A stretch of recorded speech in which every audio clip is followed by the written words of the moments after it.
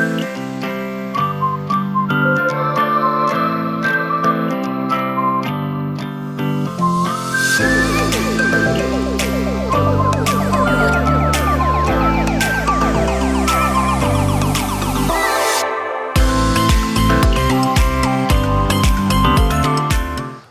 to One-on-One. I'm your host, Lee Adams, and thank you for watching. Today we have a special guest. She's a native of Harrisburg.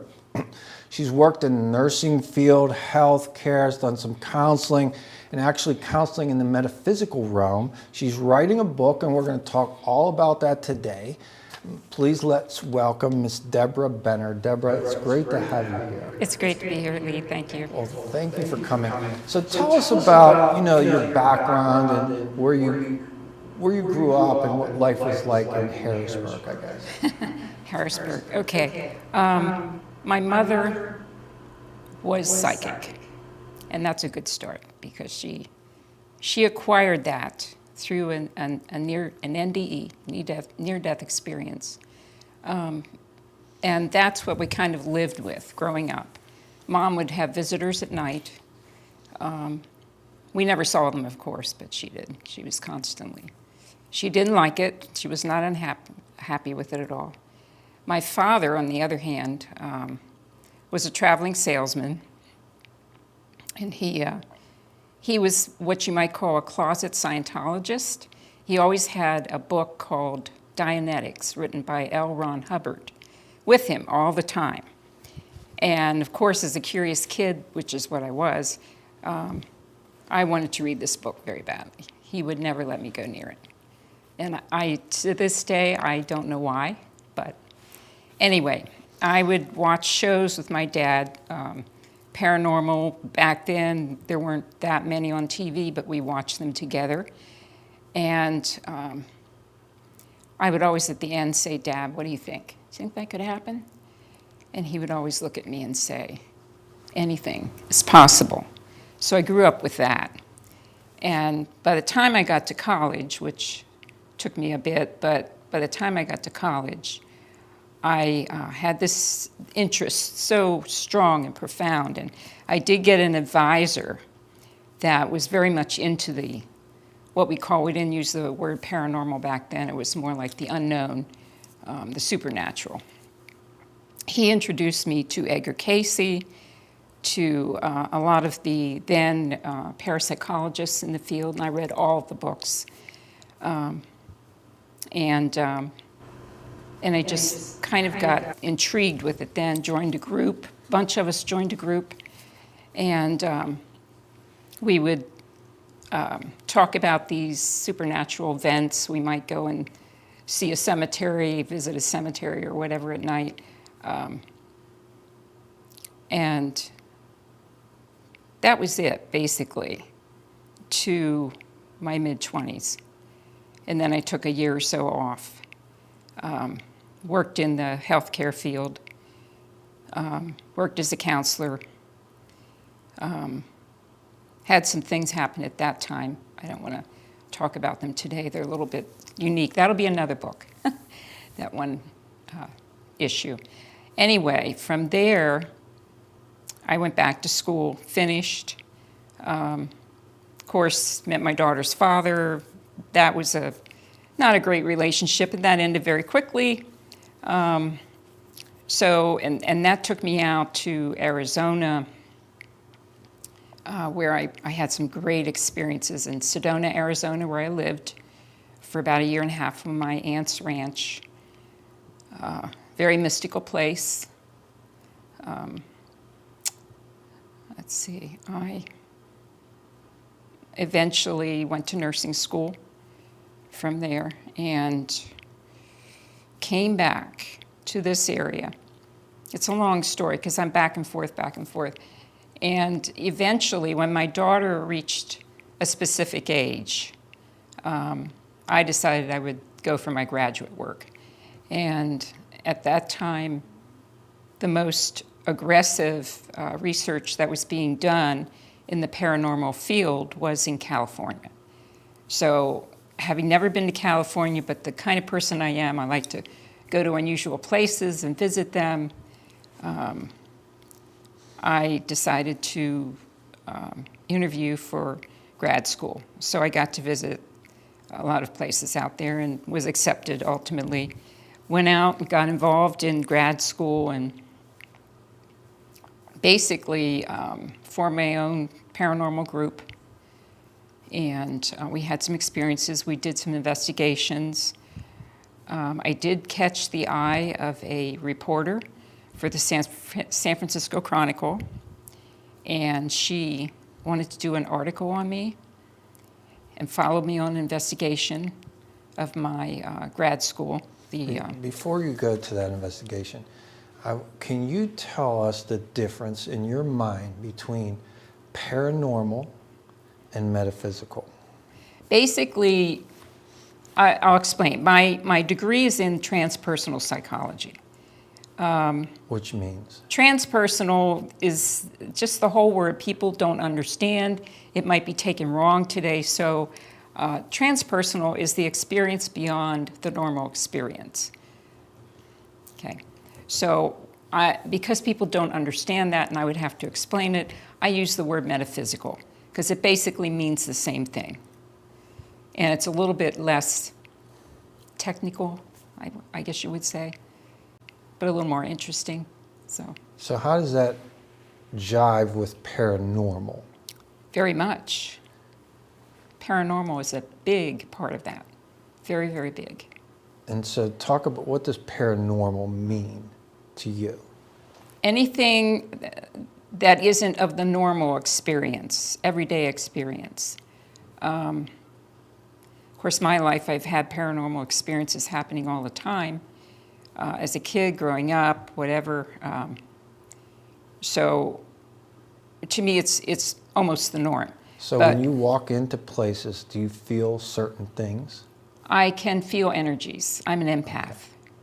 You're an empath. I'm an empath. So when you walk into this studio today, do you feel different energies?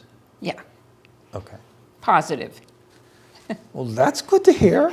I was almost afraid to ask that question, but I thought, that's what I do. I ask the question, so just throw it out there. It's positive. It's positive. Well, good. I'm happy to hear that, as are my spirit guides. And so, anyway, so you're in San Francisco. A reporter finds out about you doing an investigation. Mm-hmm. I advertised in free papers. Okay. To do advertising. So they looked you up. They looked you up, and now they want to write an article about it. Mm-hmm. Okay. So what happened? So she followed me. I got the key from my grad school head for the July 4th weekend. And I had the whole building to myself. They knew what I was going to do. They completely trusted me. They knew I was crazy, but they understood me. And I had the key for the whole place for the whole weekend, which it was not very big. But I said, I'm doing this. We're going to be there day and night, maybe 3 days. You can come anytime you want. You can any time of day or night. So what she did was she came during the evening when it was dark, and we were in a room together. I was sitting, across from her, and I had my little tri-field meter going all the time just to pick up any energies or whatever, and I had a camera. And she was sitting across, laying down with a flashlight, writing notes as we would talk and sit there. And occasionally, if I felt something, I would say, okay, I need you to take some pictures. So she would quickly take some pictures, and she would find orbs all around me. So there were things there, but I couldn't see them, and I could feel them at times. So the article came out, and it was a whole page and a half in the San Francisco Chronicle. So, of course, I bought about 20 of them, sent them back east. And then I did a radio show. A friend of mine in Monterey, where I was living, gave me a call, and she said, I want to do a radio show around Halloween, and I want you to talk to me about what you do.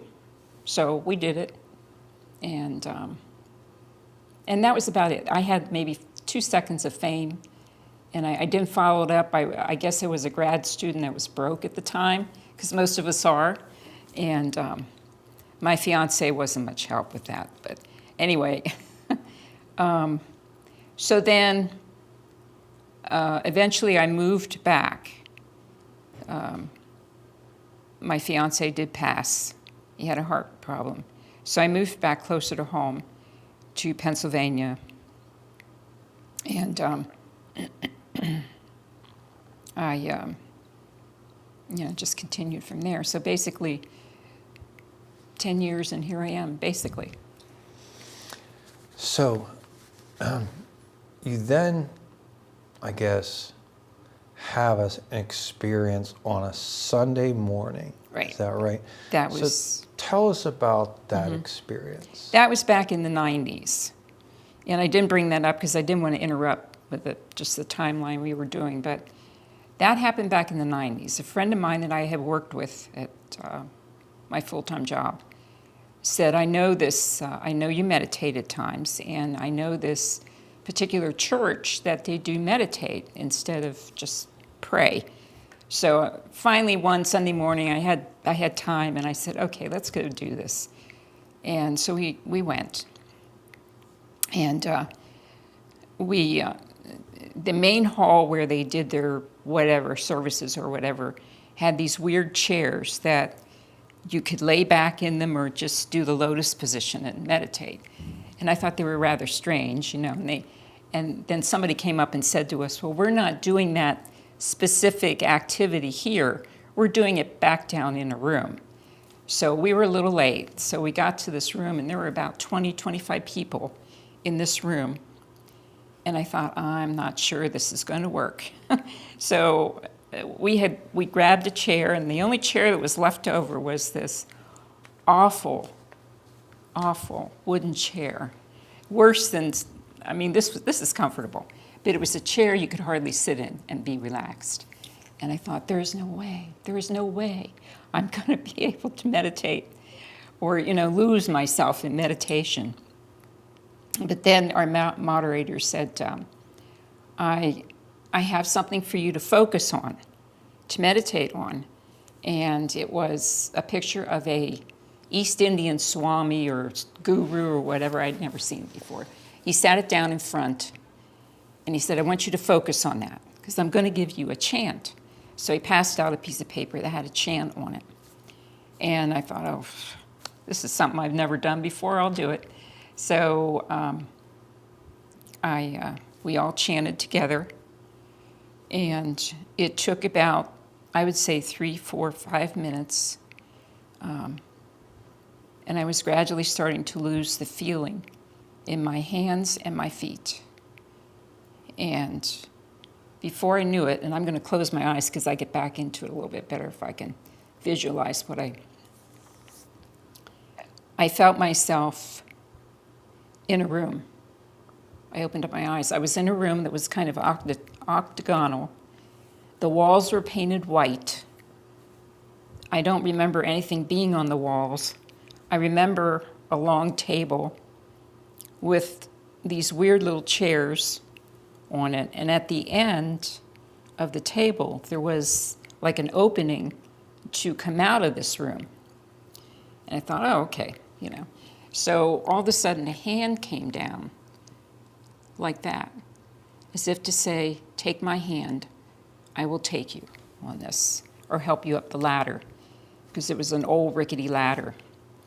And I took the hand, and the next thing I knew, I was flying, absolutely flying against, I don't know, with or against, or being pulled by the horizon, because the horizon was like a straight line, and then these undulating waves were coming out of it, and I was being pulled. And I remember the wind was just so fantastic from that flying that my hair was just blowing and blowing, and I thought, oh my God, I don't know what's going on. And then all of a sudden I saw this dark impression with 2 slits in it, and I was all of a sudden coming into this. And it was like I was in a body all of a sudden. And I was looking out. And as I looked out, if you've ever seen a lithograph, the colors in an old lithograph, which are like, I don't know, beige-ish, red sienna, that kind of thing you see in the, that was what the sky looked like. And then around it were mountains coming out. And then I looked down at my feet. I had on boots, and there was water coming in, about that much water. So I was standing in water. And then I got the impression, you can be male or female, either. I was a young medic, male. And across from me was this soldier. And apparently there was no fighting or anything going on right now. His helmet was kind of tilted. His rifle was kind of hung loosely over his shoulder, and he was very relaxed. And I remember he had a cigarette hanging out of his mouth. And at the end, some people, they can smoke a cigarette and the ashes don't fall off. Well, that's what I remember seeing. There was about this much ashes, and I thought, that's going to fall off. That's a strange feeling. And he was talking to me, and this cigarette kept in his mouth. I don't know how he did it, but we were talking, conversing, back and forth, back and forth. And I felt really good, really whatever. And then all of a sudden, there was blackness. And it was like a cold blackness. But at the end of the blackness, there was a little bit of light. And I saw something coming over the light like this and closing. And then it was dark again. And I thought, I'm in a coffin. I'm dead. And then again, all of a sudden, I'm flying. I'm flying like crazy. This time, it was more intense. It was extremely intense towards this horizon. And it seemed like it was longer this time and stronger. And finally, I stopped. And in front of me were two men. They were about this much away from me. And they both had dark beards, long hair. They were bare-chested. They had something around their waists and some sort of pants on or something. I don't know. I just kept looking at them because they were intense. But I didn't feel fear or anything. So they apparently knew me, whoever I was. And then the next thing I remember, I was in a room, and there were curtains, kind of curtains. And there was something long we were sitting on. It was either a long bed or just cushions or something. And there was a man, and he looked very much like those men. He had on red, I remember red. And he smiled at me. So at that moment, I knew I was female. And I knew he cared about me. I knew he loved me, that I was not married to him. For some reason, you get these feelings, and that's all I know. I'm not really sure of anything more, except then I felt this tap on my shoulder, and I heard this, it was our moderator, and he was saying, "Did you see the Swami? Did you see him?" Because we were supposed to focus on him. I said, I don't know if I did come across him anywhere in my travels. I said, but let me tell you what I saw. So I took the next few minutes and explained to him a lot of what I saw, and he just stood there and he just shook his head like, yeah. So this came from a meditation. Meditation. So you're in a meditation. Where was this again? Some little church. In Pennsylvania? Yeah. And you said they were Canonsburg. They were chanting, you're saying? We did a chant. And so you went into sort of like a deep meditative state, and then all kinds of things that you just described happened to you.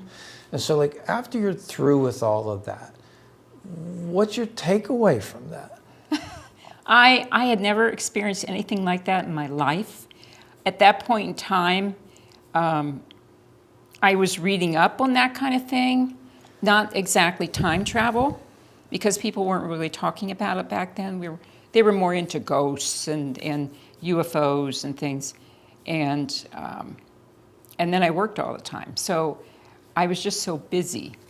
I went home and, of course I told my friend that took me there, and I don't think I mentioned anything to my daughter because she was in her late teens, and you know how teenagers are. Mom, you're nuts, So I thought, no, I won't say anything to her. So I kind of kept it to myself because I wanted to try to hash it out a little bit, to understand it. What the heck did I just see? We were gone 45 minutes. 45 minutes, I saw all of that. And I went back thousands of years. So in the next few days, I was trying to piece together parts of it. And one thing that came to me was I was in Mesopotamia. And I thought, okay, great. Where the heck is that? No idea where this was. Look it up. I sort of did, but I didn't. Life got busy, and I was in a ghost group, and once a month we did stuff, and I had a friend from there, and I just kept busy.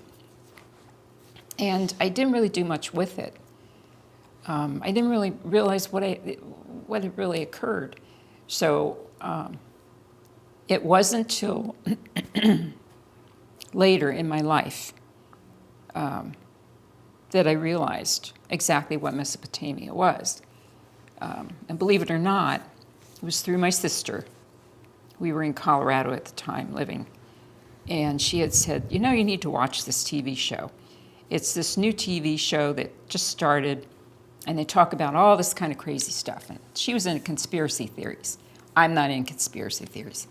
So she said it's called Ancient Aliens. So, not to give them a plug or anything, but so I said, okay, I'll watch it.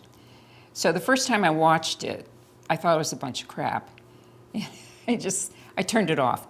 So for some reason, about a week or so later, it was on, and it came on. I was cooking or something in the kitchen, and they started to talk about Mesopotamia.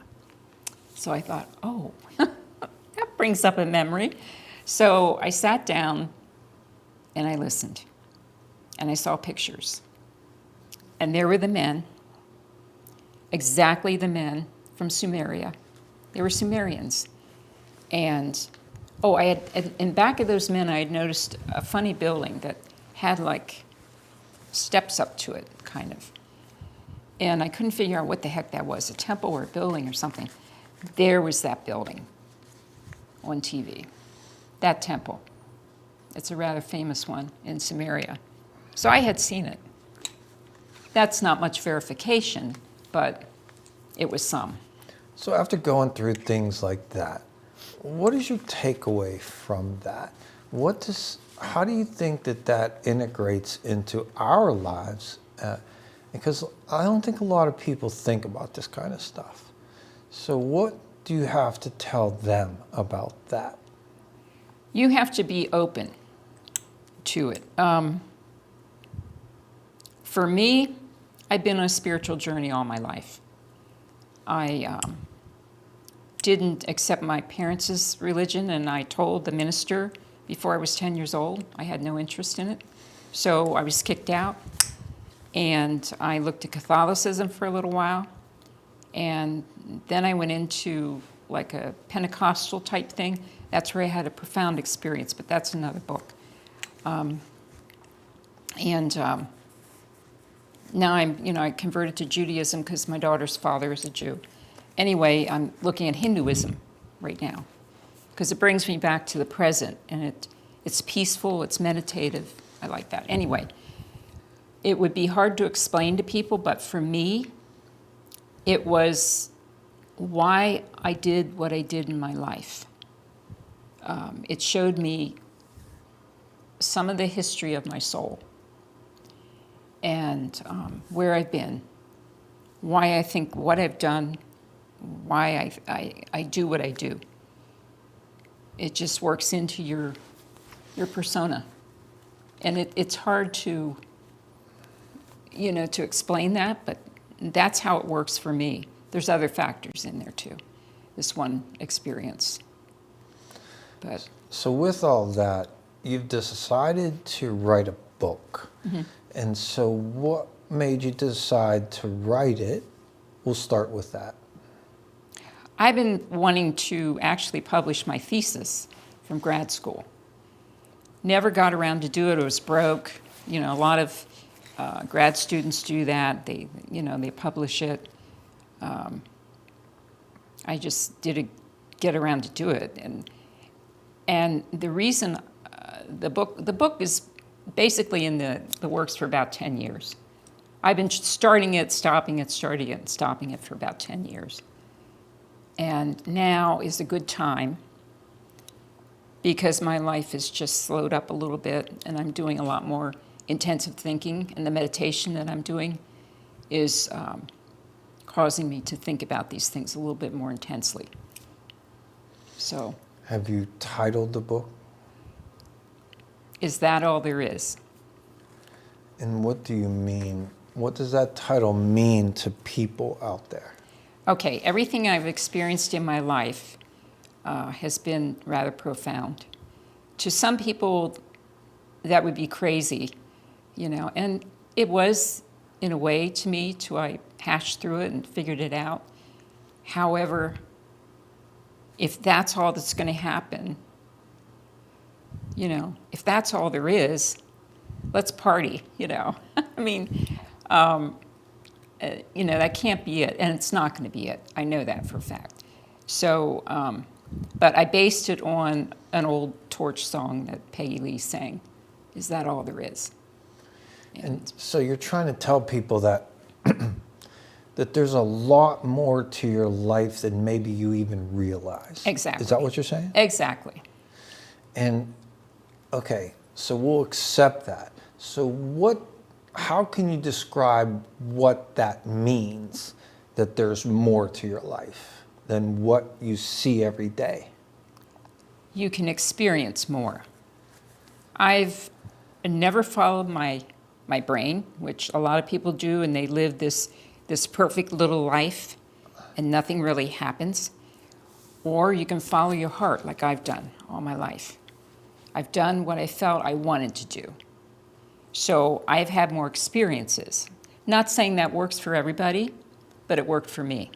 So you're more heart-driven than mind-driven. Yeah, And you've always been this way? basically, yeah. And it's taken you places that have surprised you, Mm-hmm. that you've learned from. Mm-hmm. And that's why you want to write this book. It's already written, yeah. It's written. Mm-hmm. You're just getting it published. Yeah, Right. that's where we're at. And so the takeaway from someone that's sitting here listening to this is that they should think of their life in what way? How would you say it? Never close the doors on anything. Never close your mind on anything. Open up your mind, breathe, just enjoy life, enjoy nature, enjoy everything that's out there. And you'll be surprised what will come back. Meditation is a good way of centering yourself in with that. And so now we sit here in a television studio. We have just met for the first time. And you're saying that you feel when you go wherever you go, and now we're here right now, you feel energy. Mm-hmm. And what do you pick up on? Like, we can even say this, for example. So what do you pick up on when you open yourself to feeling that energy? What kind of things do you pick up on?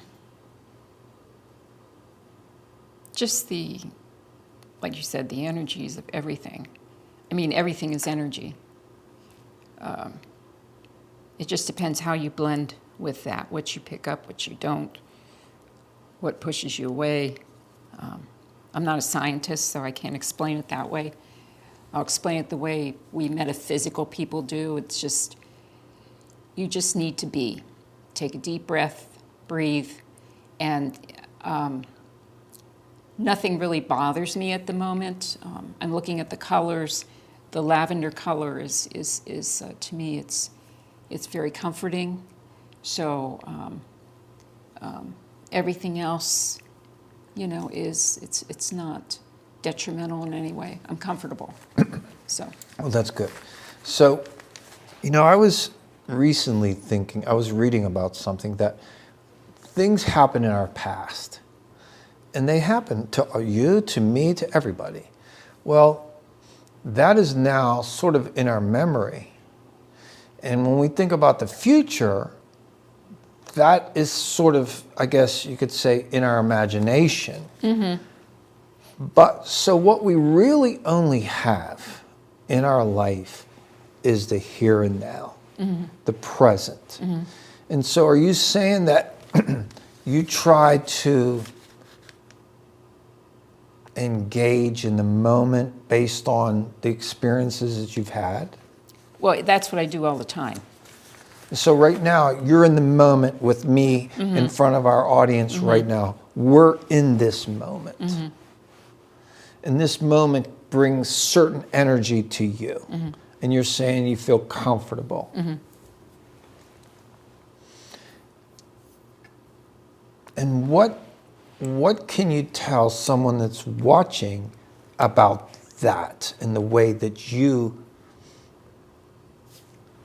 engage life? Don't be afraid of it. Take that step. That step is usually, the first step is usually the hardest one. But go ahead and take it. And then you'll be surprised what comes back to you.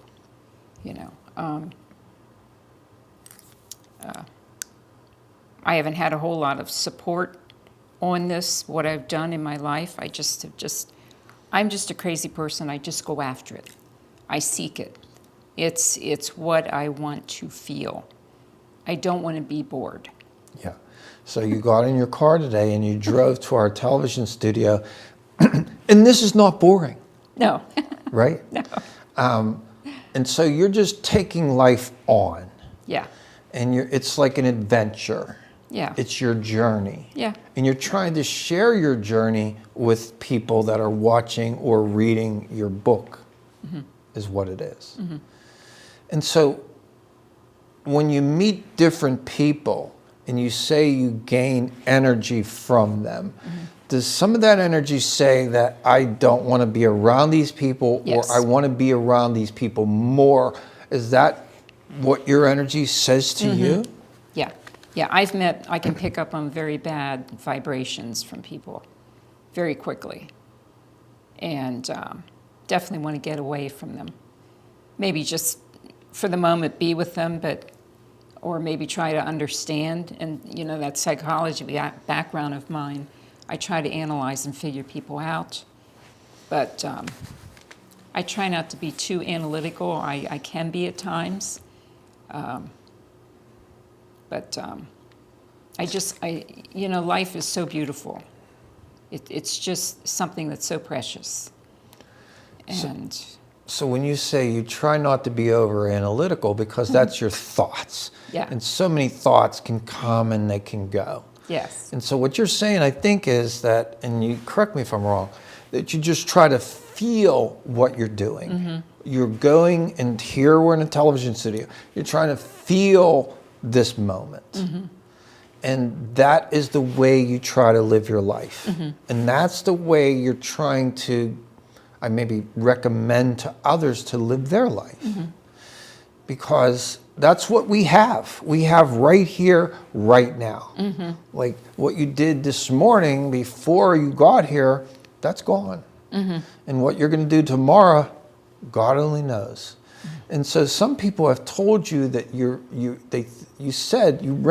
mentioned that some people think you're crazy. Mm-hmm. And so why do you think they say that? Because I've followed my heart all my life. I haven't done. My childhood there's a lot more to my childhood. I never went to high school. I tested out. I have a high IQ. I went right to college. Do you know what your IQ is? No, You just know it's high. I know it's high. I was told it was high. Okay. So I just kind of, it's just me. I've always been ahead of everybody in school, and it drove me crazy. I just wanted to fit in, but I always had interests far beyond the kids, and So yeah, we're past all that peer pressure and fitting in. Now, you're in a different stage of your life. yeah. And fitting in isn't the most important thing No, to you. no. So what is important to you right now as you live your life? I want to because my mother was also artistic. She kind of bred that into me. I'm an artist. I like to write. That's interesting to me and fun. I love the research. It's all, I don't write anything that's nonfiction. I did way back when a couple little novels, but nothing. I just want to, there's so much in reality that we can talk about. A lot in the paranormal part of reality that most people don't understand, which is normal for me. And I explain that when I counsel people. But not normal for them. But Right. you're trying to say, You're fine. sensitize them to them and say, be open to the signs, I think is what you're saying. And in the moment. Right. And so your life journey has been interesting because you grew up with a mother that, what did you call her? She was Psychic. Psychic, right? And you're a little girl and you got people coming into your house and she's doing readings for people. And you're trying to, as a little girl, understand that. And then your father is reading all this Scientology with L. Ron Hubbard, which I am guessing that you've looked into that and what that is. Yeah. That's where the UFO, he was heavy into UFOs. And, we talked about that. Apparently he knew something from Area 51 and all that stuff. I mean, he had some sort of connection there. He told my sister, I never really got that from him. But he knew I was more into the ghost investigation part. So he would talk about that with me. And but now I'm into the UFO thing too. So. Yeah, so that's what I wanted to get to. Yeah. So this journey has taken you from some interesting parents. A lot of parents, people talk about their parents. You don't get a lot of this. My mother was a psychic. My father was really into Scientology and L. Ron Hubbard. So you were, I think people do realize that our formative years are so powerful. They are. They really set the blueprint for your life. And you grew up in a household that the metaphysical and the paranormal was normal. Whereas other people live their whole life and they never hear much or anything about that. And so your background portends your journey. So your journey was being open to these things as you've lived your life. Then you get into this church in Canonsburg and you go on this time travel meditation that was startling, I would imagine, to you. Yeah. Right? And so that's your journey. Now your journey's taking you to writing a book. Is that all there is? And here today with us. And so where do you feel you are in your journey in this life of yours now? Well, where do you feel you are? Hopefully at the high point. I'm basically what I would say reinventing myself. I'm reaching a point where I know what I don't want to do anymore. I know what I don't have to do anymore. I know what I want to do now. And that's get into all of this. And the whole bunch of gals back home want me to form another group again and do investigations with them, be an all-female group But I said, yeah, let's see how the book goes, and we might do that, you know. But I sure as heck don't want to, like I used to do, go in those old dilapidated houses and sit around in the dark and wait for something to happen. That I don't want to do anymore. So that's why I'm more of a metaphysical counselor now. I get it started. So people come to you for what reason? They're experiencing maybe a ghost in their house and they want to understand it. They're freaking out. So that's the kind of person that would call me. And I have a whole little book on, you know, how to qualify people and how to interview them. And I did all that in grad school. I wrote it myself. And then you do a historical background on people, on the property. Find out who lived there, what was the history. And then you go do a physical tour of the outside of the property, because there are things that can influence the inside. And then you begin to interview all the people that live there. I interview them separately, and then I interview them together, because there's a dynamic sometimes. Psychokinesis can bounce off people in a family. And some people can influence other people or whatever in a family dynamic. So you want to kind of catch that if you can. And then you do your investigation. Then you sit at night or through the day for hours on end and just wait for something to happen or do whatever after you've done your baseline, you know, of the entire house. And then you put it all together. And that's what I did when I was in grad school. That's the way I handled it. And so people can come to you now for that. Yeah. Okay. So if things are going on around you that you can't explain and you're not sure what's going on, they can contact you and you can do some counseling and or some investigation. Mm-hmm. Okay. So what, you know, I appreciate you spending time with us today. What would you like to tell, as we're wrapping up here, what would you like to tell people that are watching this that are maybe not, you know, they don't have the background that you have, and they don't have the open mind maybe yet that there's things going on around us that we don't understand? What would you like to tell them? Don't be afraid of it. It's exciting. The world is changing. Try to be open to it if you can. If you can't understand it or it's frightening, talk to somebody like me. And then I can reassure you that it's going to be okay.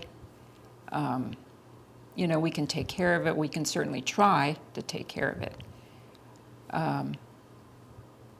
And, you know, it's not something that is going to hurt you, basically. If it is, then we need to take some drastic measures in the investigation. But that can be figured out. So nothing is impossible. Anything is possible. So you want to help people? Yeah. All my life I've done that. That's nice. That's very nice. That's my turn on in life, you know. Your turn on? Yeah, I don't get rich from it, but it does for me what, you know, excitement would do for somebody else and something else. That starts your engine. Yeah, there you go. Well, it's been really interesting to talk to you today.